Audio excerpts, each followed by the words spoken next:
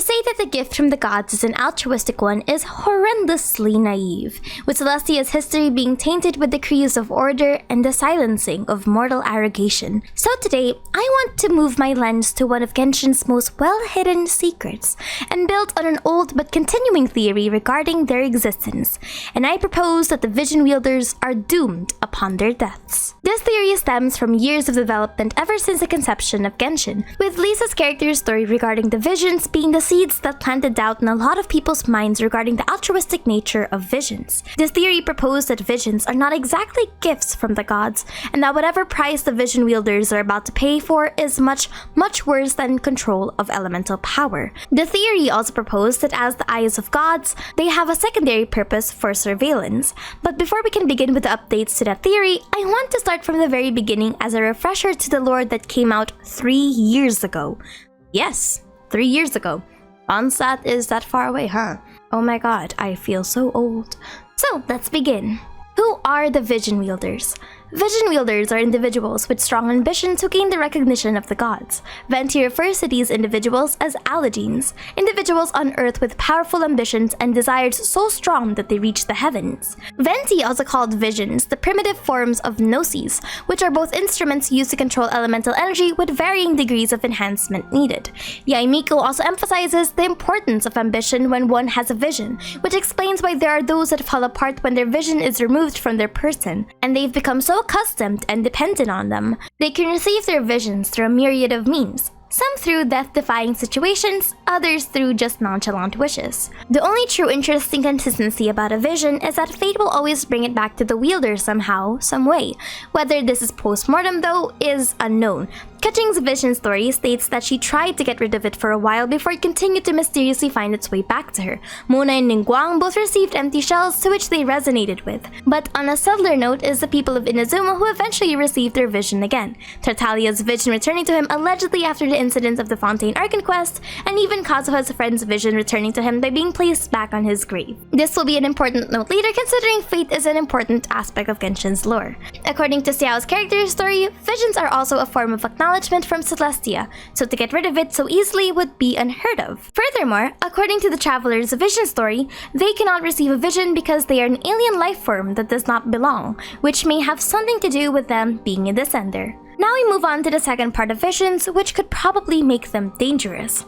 The first sign of danger for Vision Wielders was in the manga, in which the Ascended were sent to Celestia. However, when we see inside the island, we see that it's not the glorious gardens promised with Ascension, but instead, astute readers would notice that the court itself looks similar to a prison structure known as a panopticon. And with that, readers began considering the possibility that Vision Wielders are doomed to a fate worse than death as a price of their actions, or as a price for the elemental gift bestowed upon them by the gods.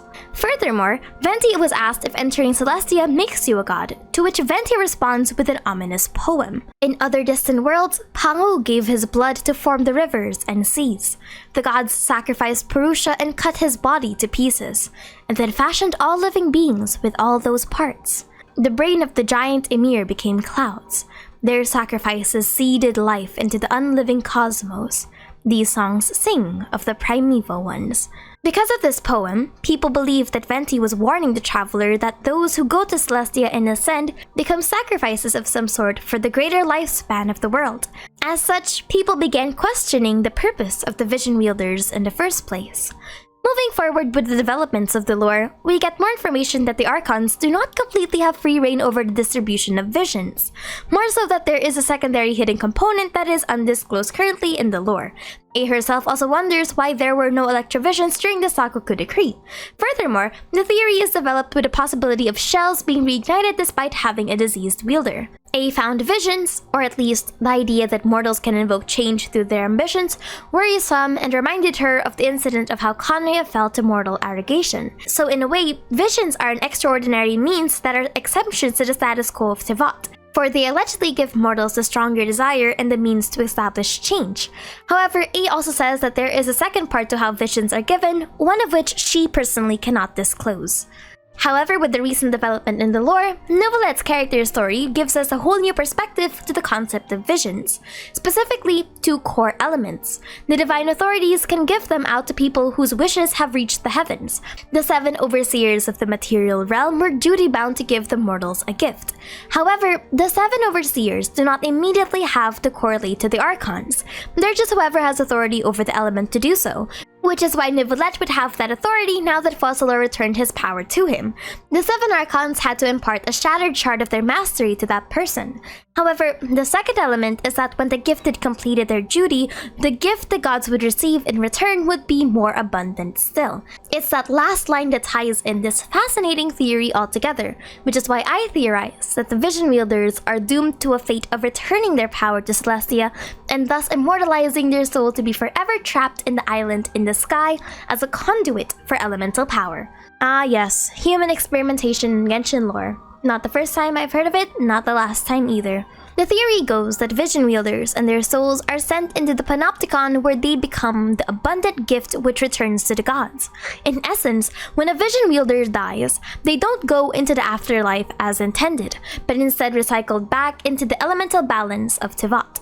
The theory proposes that the Vision isn't simply an external organ for elemental control, but also a sponge. I like the idea that the more the Vision is used or exposed to the user, the more it gains power, and such power is returned to the gods upon the death of the wielder.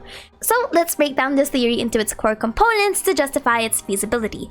The first one is the existence of the afterlife and Genshin, which is plausible, with numerous pieces of lore hinting that there is a veil or an eternal hunting ground or a dandelion sea somewhere out there. Whatever there is, there exists an afterlife somewhere in Genshin, even though we don't know what it explicitly looks like. Souls transition into another plane of existence separate to Celestia and Teyvat, and if you notice, the lore never once speculates that Celestia itself is the normal afterlife for most individuals.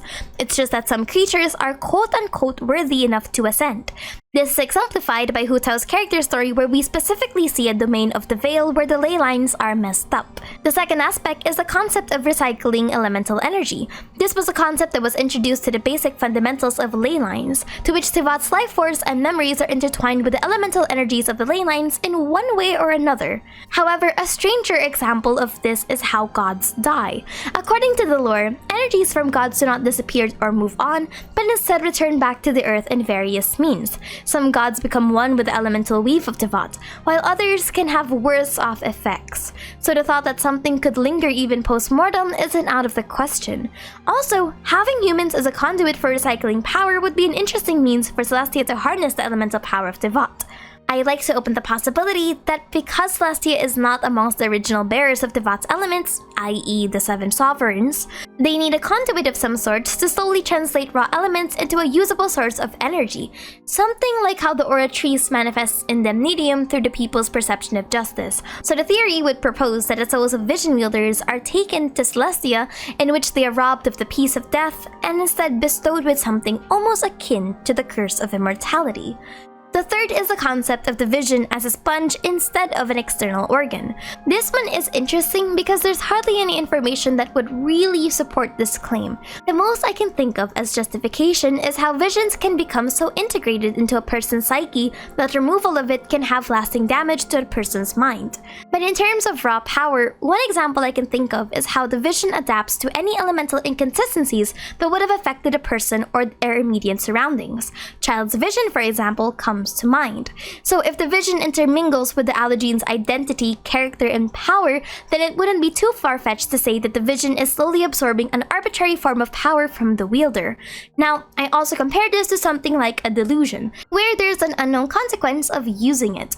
However, what that consequence is could range from simply losing their mind to losing their life. But the most important question is, why would Celestia need to do this? Well, it all boils down to the very idea of ambitions and mortal arrogation. In the lore of Genshin, the very act of questioning the history and nature of Celestia has led to mortals breaking beyond their boundaries for the sake of forbidden knowledge. Conria is a great example, but Remoria and King Deshret's civilizations are also good allegories. Going back to Neuvillette's character story, the Gnosis were created from the remains of the third descender by the first and the second with the intention to subdue and control the resentments and loathing of the world. So a good motivation is that these mortals are dangerous because their ambition was so strong that it reached the gods.